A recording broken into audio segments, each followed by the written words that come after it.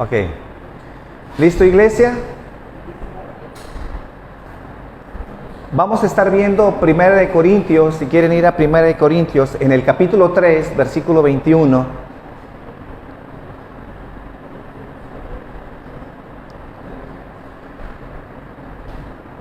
Y vamos a estar esta mañana tocando cuál es el estado del corazón humano ante los ojos de Dios. Y si Dios nos lo permite, entonces estaremos concluyendo el próximo domingo para entonces poder determinar cuál es el concepto que la Biblia habla en cuanto a nosotros mismos. ¿Por qué? Porque alguien podría hacer cosas moralmente virtuosas, exteriormente, muy buenas.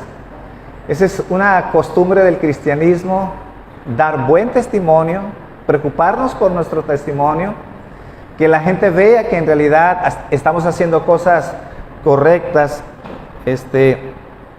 pero en el corazón, en realidad, no estar correcto, tener miedo, haber orgullo o deseo de poder. Entonces, este tema trata en realidad de enfocarnos y checar nuestro corazón, porque a final de cuentas lo que importa es que Dios cambie nuestro corazón.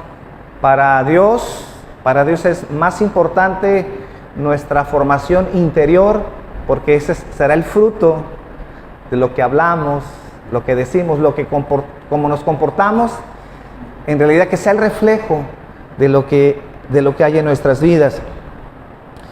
Dice 1 de Corintios en el capítulo 3, versículo 21, y nos vamos a continuar hasta el capítulo 4, versículo 1 al 5. Entonces comenzamos 1 de Corintios capítulo 3, versículo 21. Así que ninguno se gloríe en los hombres, porque todo es vuestro, sea Pablo, sea Apolo, sea Cefas, sea el mundo, sea la vida, sea la muerte, sea lo presente, sea lo porvenir, todo es vuestro, y vosotros de Cristo, y Cristo de Dios. Así pues, ténganos los hombres por servidores de Cristo y administradores de los misterios de Dios. Ahora bien, se requiere que los administradores, que cada uno sea hallado fiel. Yo en muy poco tengo el ser juzgado por ustedes o por tribunal humano, y ni aun yo mismo me juzgo a sí mismo, porque aunque de nada tengo mala conciencia, no por eso estoy justificado. Y ni aun yo me juzgo a mí mismo, porque aunque de nada tengo mala conciencia, no por eso soy justificado. Pero el que me juzga es el Señor. O sea, a final de cuentas, el concepto de Pablo no lo determinaba la gente. ¿Qué es lo que la gente opina de nosotros? Porque pudiera ser que la gente hable muy bien de nuestras vidas, pero en realidad no nos conoce.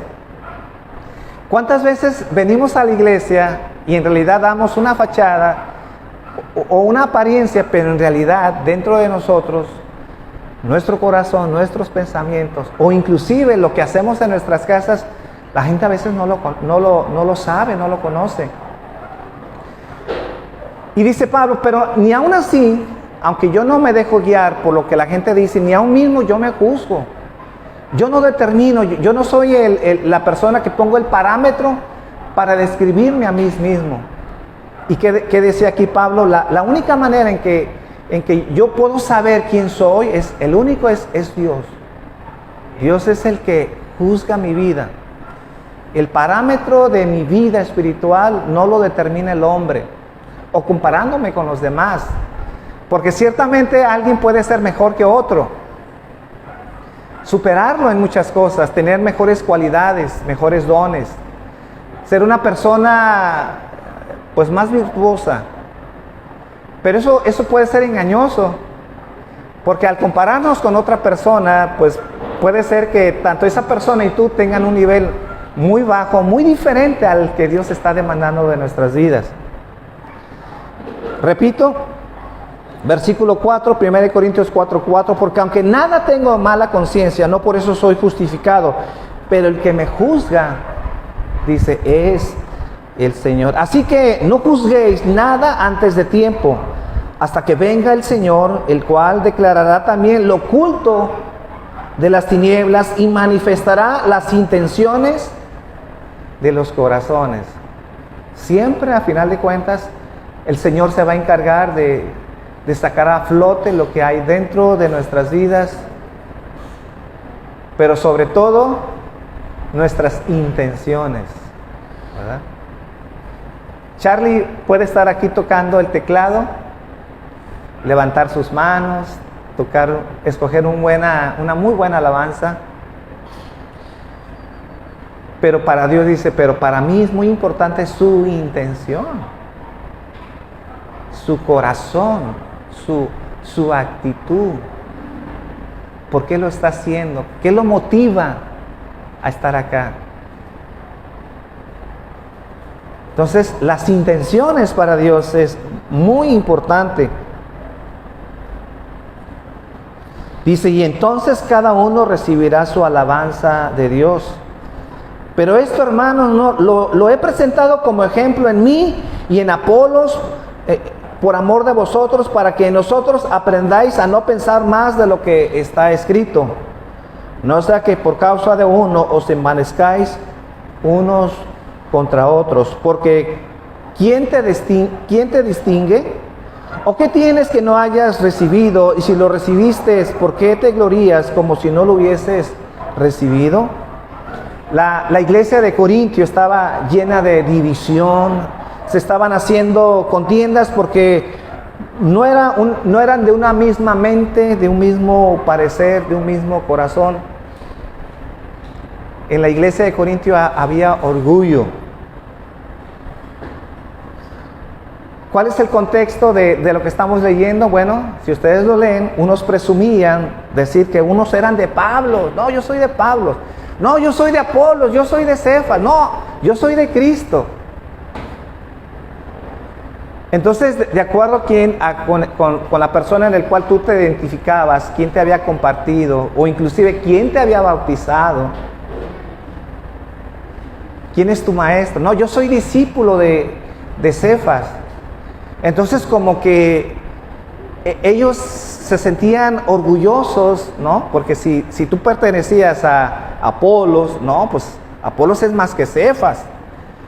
Quien es discípulo de Cefas, pues en realidad tiene una categoría menor.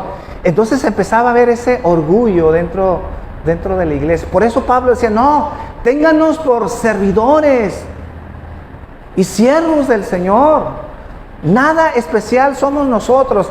Pero entonces había ese corazón, un mal corazón dentro de la iglesia, una mala actitud. Por eso Pablo estaba enseñando lo que acabamos de leer, que la causa fundamental de esta división, de esta contienda que había dentro de la iglesia de Corintio, radicaba en el orgullo y la jactancia. Dice 1 Corintios 4:6, lo que acabamos de leer, pero en la Reina Valera actualizada, me gusta cómo dice la Reina actualizada, 1 Corintios 4:6, hermanos, todo esto lo he explicado a mí y a Apolos como ejemplo. Todo esto lo he aplicado a mí y a Apolos como ejemplo por causa de vosotros, para que aprendáis en nosotros a no pensar más allá de lo que está escrito, y para que no estéis inflados de soberbia, favoreciendo al uno contra el otro. Y esa es la soberbia. ¿Cómo se describe la soberbia? Alguien que se hincha, alguien que se infla. Dice, no estén inflados. ¿En dónde está la humildad que debe haber en el cristiano?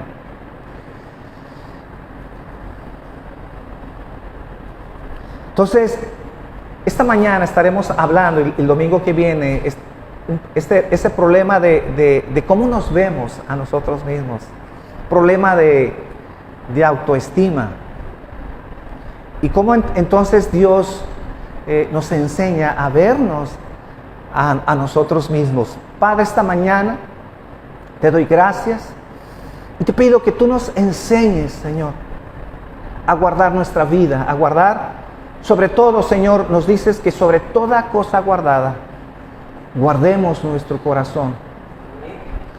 Y esta mañana, Señor, enséñanos a entender quiénes somos nosotros, Señor.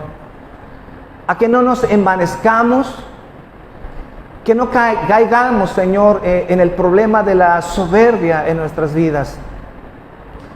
De tener conceptos equivocados, Señor, de nosotros mismos. Que no caigamos en el orgullo, Señor. Que no exista en esta iglesia gente, Señor, que se infla, que tenga un concepto deteriorado de sí mismo, Señor. Y que nos enseñes a cada uno de nosotros, Padre, a guardar nuestro corazón, guardar nuestras intenciones. Guarda, Señor, nuestros corazones, Padre. Y que esta iglesia, Señor, no caigamos, Señor, nunca en el orgullo, en ser personas vanidosas, Padre, que nos gloriamos, que nos jactamos, Señor, en aquello, Señor, que es efímero, que es pasajero, Señor. Y que aprendamos, Señor, el verdadero concepto bíblico que debemos tener, Señor. Enséñanos esta mañana, Padre. Amén, Señor. Entonces aquí estamos viendo que hay un problema en la humanidad de la autoestima. Antes del siglo XX, el siglo pasado, la mayoría de las culturas creían que una visión demasiado alta de sí mismo era la causa fundamental del mal en el mundo. Tener una autoestima alta. Entonces se decían, ¿por qué hay tanto odio en el mundo? ¿Por qué se han desatado tanta delincuencia? ¿Por qué hay tanta violencia? ¿Por qué la gente es cruel? La respuesta antes del siglo XX se decía porque hay arrogancia, porque hay orgullo en el ser humano, hay una visión alta de sí mismo y por eso entonces tenemos problemas sociales con la humanidad. Y esa era la manera en que se pensaba antes. ¿Por qué hay tantos problemas en la humanidad? Decían entonces, problema de orgullo, problema de que hay vanidad en el ser humano, tiene una autoestima muy alta, está distorsionada su autoestima. Pero hoy en día se ha desarrollado un consenso cultural totalmente opuesto antes del siglo XX. La manera en que se educa hoy en día, cómo se ve a los delincuentes, cómo se legisla hoy en día la consejería, es exactamente lo opuesto a lo que se pensaba en el siglo anterior. Entonces, hoy en día, se enseña que la gente se porta mal porque tiene entonces ahora una baja autoestima. Tienen una visión demasiado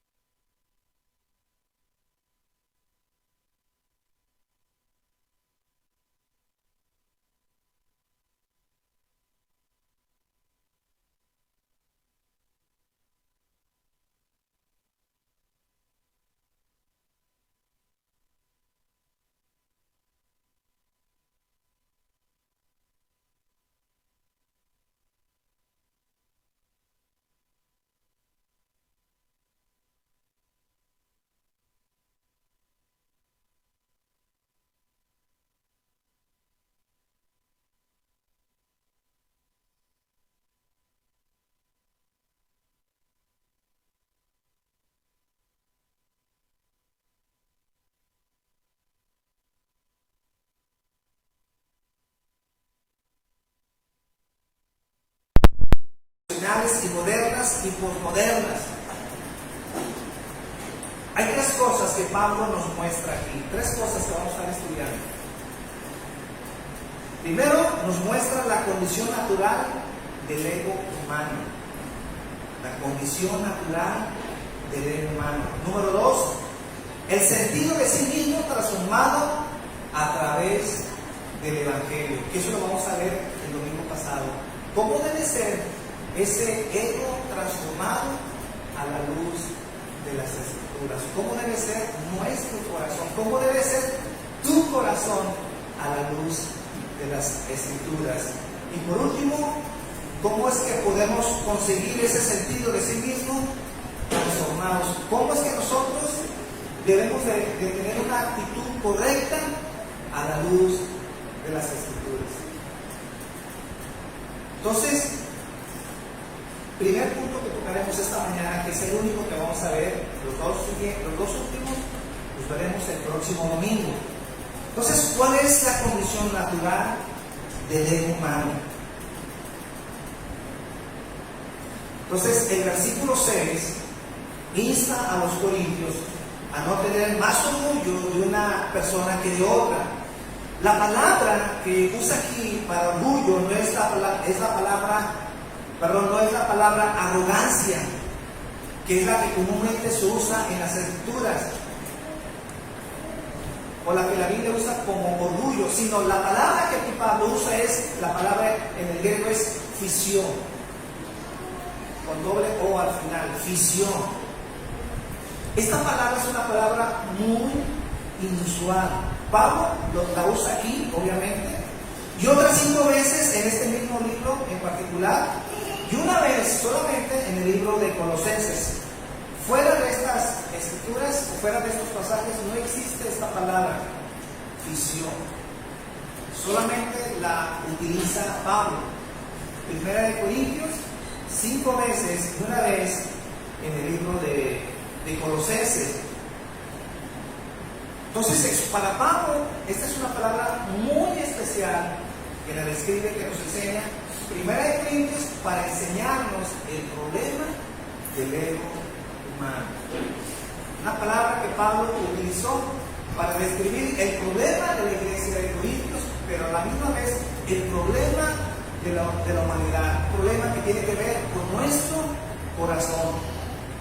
Entonces, al usar Pablo esta palabra en particular, Pablo está tratando de enseñarnos a nosotros mismos, obviamente, y a los corintios, algo sobre el ego humano. Entonces, esta palabra que se usa aquí para orgullo significa literalmente estar demasiado inflado, hinchado, descendido más allá de su tamaño adecuado. Y eso es lo que Pablo nos enseña aquí, en 1 Corintios, la condición del ego humano, la condición del ego natural, de la naturaleza del ser humano. Entonces, ¿cuál es esa condición del ego humano? Quiero describir 3 o 4 cosas que nos enseña Pablo con esta palabra. Entonces, quiero describir esta palabra con 4 síntomas, 4 o 3 síntomas de cómo es ese corazón orgulloso, distorsionado, que no es correcto a la luz de las Escrituras. En primer lugar, esta palabra describe que hay un vacío. Hay un vacío porque trata de construir su identidad alrededor de algo aparte de Dios. Trata de construir algo de ese vacío que tiene aparte de Dios, o diría yo, o tal vez muchas veces sin Dios. Tratamos de satisfacer nuestras vidas, de darle sentido a nuestras vidas a través de algo, pero que no es Dios o aparte de Dios. Entonces, a veces nos sentimos competentes para elegir nuestras vidas sin Dios. El lugar que debería de ocupar Dios lo ocupa otra cosa, y esa otra cosa obviamente nunca podrá llenar ese vacío que hay en nuestro corazón. Entonces, este orgullo tiene que ver con un vacío en el corazón, pero que queremos llenar. Y Pablo, escuchen bien, le está escribiendo a los corintios, a la iglesia de Corintios. Obviamente se está refiriendo a los cristianos. Cristianos, pues estamos aquí hoy en día, muchas veces queremos llenar nuestro vacío con algo aparte de Dios, sintiendo que Dios no es suficiente, como que si Dios no fuera la parte que llenara nuestras vidas, o queremos llenar ese vacío a veces sin buscar a Dios. Y obviamente cuando buscamos ese vacío sin Dios, estamos cayendo en este problema que tenían los corintios. Y como resultado de ese vacío y de todos estos que vamos a estar describiendo ahorita, obviamente estamos describiendo una persona que a final de cuentas es una persona orgullosa.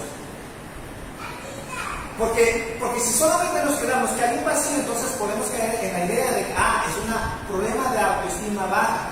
Pero si ustedes observan, cuando ustedes tratan de describir la autoestima baja, siempre van a llegar a la conclusión de una persona que tiene autoestima baja y que en última instancia, una persona que vive así y aún se quita la vida, no es otra cosa que un síntoma de autoestima alta. ¿Por qué alguien se quita la vida? Díganme cualquier cosa. ¿Por qué alguien se quita la vida? ¿Cuál podría ser ese problema? Bueno, lo que sea. Siempre vamos a llegar a la conclusión que esta persona se quitó la vida porque no merece la vida que lleva. ¿Puede ser? Sí, ¿verdad? Porque está sufriendo y no tiene por qué sufrir. Lo que sea. A final de cuentas está vestida de baja autoestima, pero en realidad, cuando el hombre no quiere vivir, cuando el hombre cree que no merece lo que tiene, entonces se suicida. ¿Pero por qué se suicida? ¿Porque tiene autoestima baja? No. Se quita la vida porque está diciendo que no merece ese tipo de vida. Y como no la tiene, y como en realidad se le complicó la vida, entonces prefiere quitarse la vida antes que enfrentar su problema. En segundo lugar, el ego duele porque siempre está llamando su atención sobre sí mismo. Lo hace todos los días. Siempre está pensando cómo nos vemos y cómo nos tratan los demás. A veces las personas dicen que sus sentimientos han sido heridos. ¿Han escuchado eso? Sus sentimientos a veces son heridos, pero nuestros sentimientos realmente no pueden ser heridos. Es el ego el que es herido. Es el ego lo que duele, no los sentimientos. Cuando nuestro ego está mal, entonces no hay un día entero sin sentirnos desairados o ignorados o sin sentirnos estúpidos o desanimados. ¿Y por qué entonces nos sentimos así desairados, desanimados, tontos? Porque estamos viéndonos a nosotros mismos todos los días. Y esto es porque hay algo mal en mi ego, hay algo mal con mi identidad. La forma en que me veo yo mismo está distorsionado. Porque siempre está llamando su atención sobre sí mismo. Siempre hacia nosotros. Y obviamente cuando estamos viendo solamente nosotros, ¿cuál va a ser un problema? Pues nunca vamos a estar mirándonos a los demás. Siempre vamos a estar preocupados por nosotros mismos. En tercer lugar, siempre está ocupado en llenar ese vacío. Porque siempre está llamando la atención sobre sí mismo. Es decir, se pasa la vida comparándose y jactándose.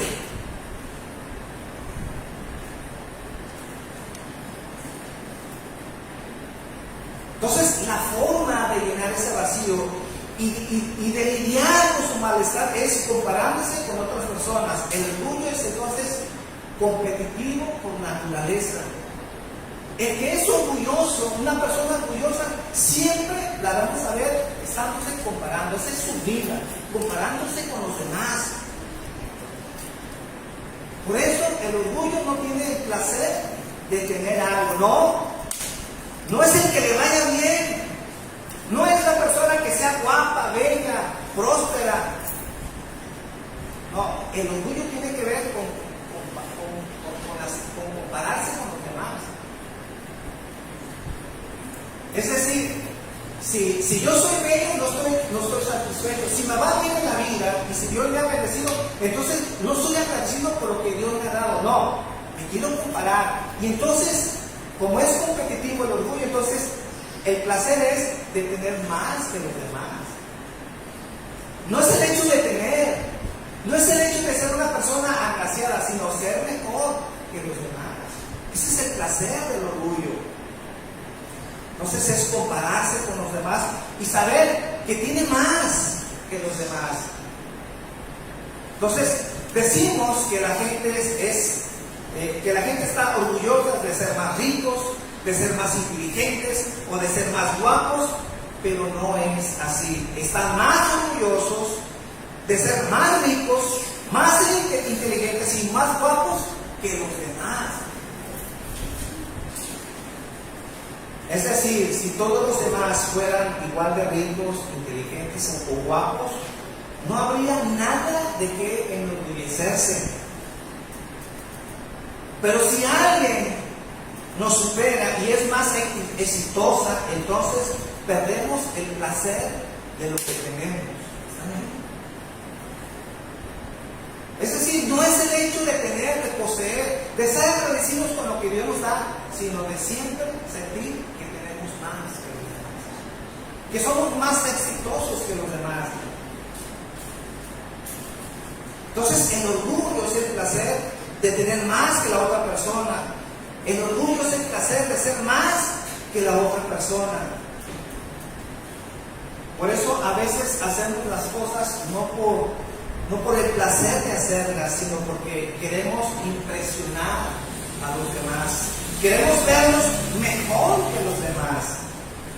Entonces estamos tratando de formar un currículum solo por el hecho de superar a los demás o de sentir que tenemos más que otras personas.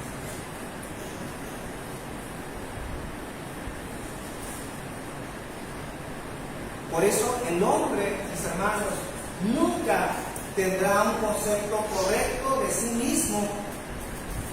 Nunca tendrá un correcto de sí mismo si no lo hacemos a la luz de quién es Dios. Antes, en las universidades, las primeras universidades que se hicieron en el mundo, sobre todo en Estados Unidos, las universidades, cuando tú ibas a estudiar esas universidades, la mayoría de ellas fueron creadas por iglesias. La mayoría de las universidades en Inglaterra, en Estados Unidos, tienen un origen cristiano. ¿Y saben cuál era uno de las materias fundamentales en estas universidades? Era el estudio de Dios. Había una materia fundamental que regía a las demás, que era la teología.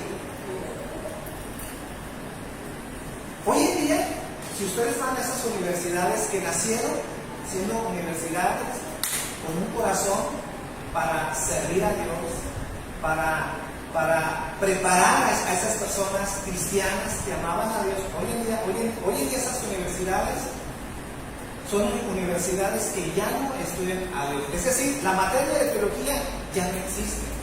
Hay una materia que sigue existiendo en muchas universidades, que es la religión.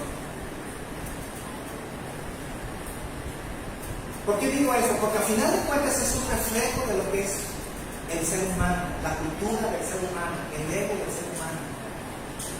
Cuando estudiamos la religión se trata de estudiar cómo el hombre se relaciona con Dios. Pero el punto de la religión es el comportamiento del ser humano, de sus creencias, de la forma en que expone su creencia con ese Dios, pero ya no se estudia a ese Dios.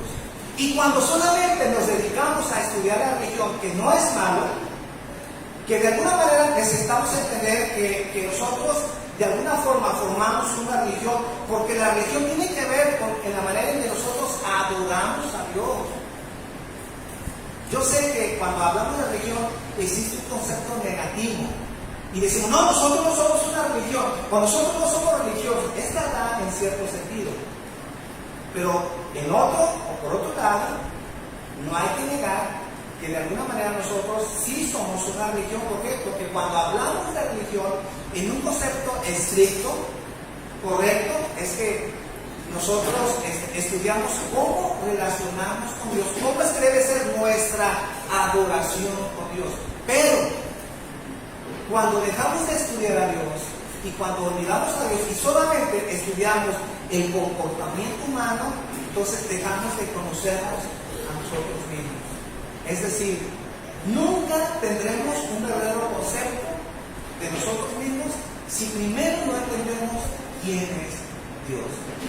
Por eso, para que el hombre pueda entenderse, para que el hombre pueda tener un concepto correcto de sí mismo, primero no es estudiarnos a nosotros mismos, no es saber quiénes somos, no es saber qué atributos tenemos, no es saber cuáles son las virtudes o las desgracias del ser humano, si antes no lo hacemos a la luz de quién es Dios. Si no conocemos a Dios, nunca conoceremos quiénes somos nosotros. La única manera de entender quién es el ser humano, primero es entender quién es Dios. Si quitamos a Dios del estudio, o si quitamos a Dios de esta ecuación para entender quién es el ser humano, nunca nos vamos a conocer. Y como resultado de no conocer a Dios, entonces es distorsionar el concepto de nosotros mismos. Y obviamente nos vamos a equivocar,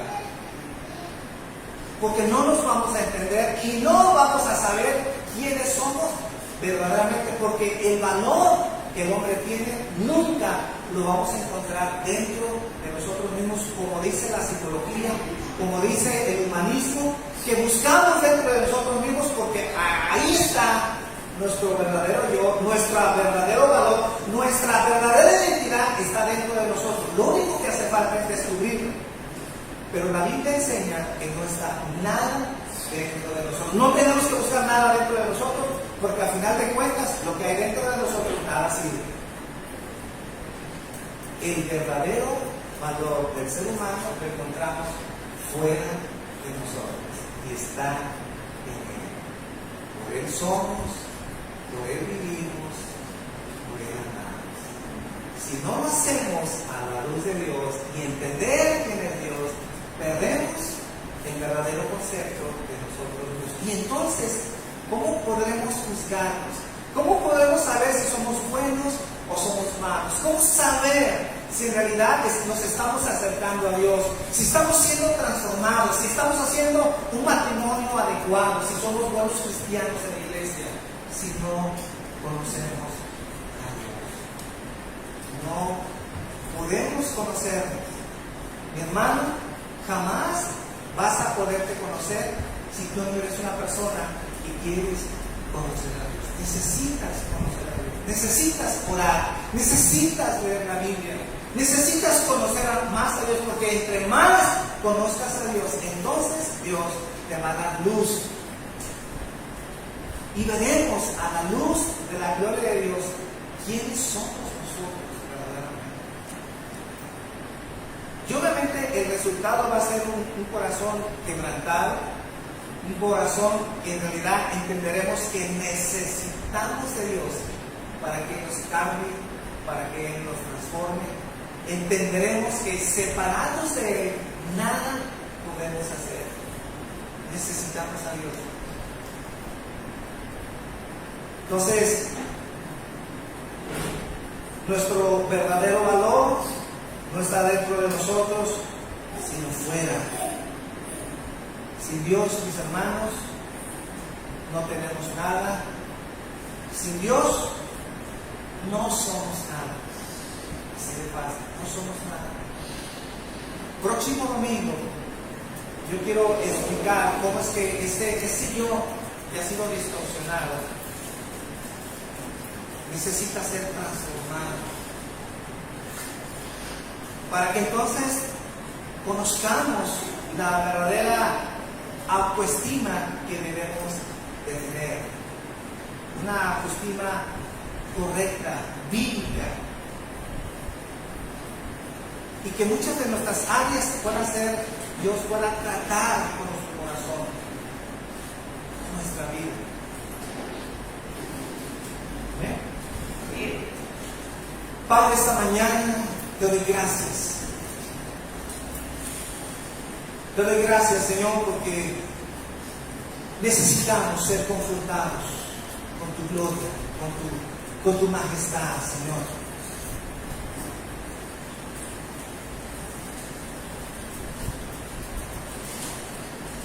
Y que hoy, Señor, hoy nuestras vidas, Señor, podamos analizar nuestro corazón, Señor. Nuestras motivaciones, nuestros corazones, Señor.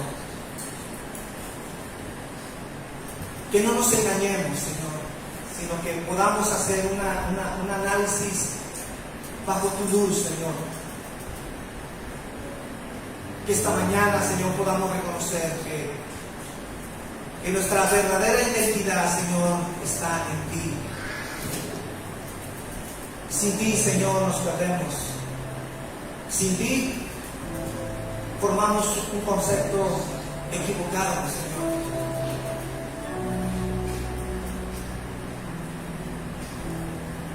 Y queremos, Señor, que nuestro corazón sea cambiado, sea transformado.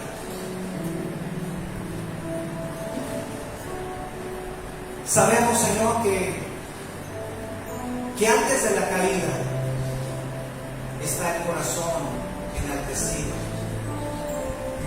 está la soberbia. Y muchos de los problemas, Señor, que a veces tenemos con los demás, con nuestros hermanos de la iglesia, los problemas que tenemos en casa, con nuestro esposo, con nuestra esposa, tienen que ver, Señor, con un orgullo en nuestras vidas.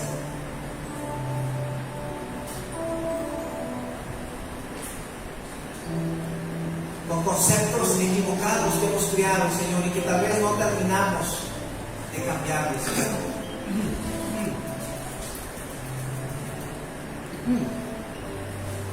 Quebranta, Señor, nuestro corazón. Que hoy podamos ver, Señor, que una de las mayores virtudes que podemos seguir, Señor, que debemos de buscar, Señor, es humildad, Señor. Humildad, Señor. Así como tú, Señor, siendo Dios, no estimaste el ser igual que Dios. Y no solamente viniste a la tierra, Señor, para ser un hombre rico, poderoso, majestuoso, sino que fuiste siervo de los hombres, Señor. Aún nos diste el ejemplo, Señor, de que lavaste los pies de tus discípulos, Señor. Porque ese es el camino, Señor, que nos trazaste, Padre. A estar pensando todos los días en servir, Señor. En ser personas que buscamos ser bendición con la gente que nos rodea, Señor. No permitas, Señor, que se enaltezca nuestro corazón. No permita, Señor, que miramos a la gente, Señor, por abajo de nosotros. Quebranta nuestro corazón. Quita todo aquello, Señor, que apesta. Quita todo aquello, Señor, que no es correcto en nuestras vidas. Y enséñanos a caminar, Señor, siendo servidores, Señor, de los demás. Que cada vez que venimos a esta iglesia, Señor, venimos a ser servidores de los demás, Señor.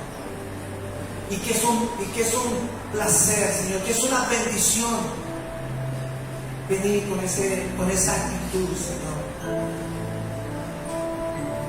Que buscamos siempre, Padre, ser bendición, ser humildes, tener un corazón correcto, Señor. No porque la gente lo ve, Señor, no porque la gente puede ver en nuestro corazón nuestras obras, sino porque en verdad, Señor, nuestra intención, lo que hay dentro de nuestro corazón, Señor, hay una motivación correcta de agradarte a ti, Señor, de servirte.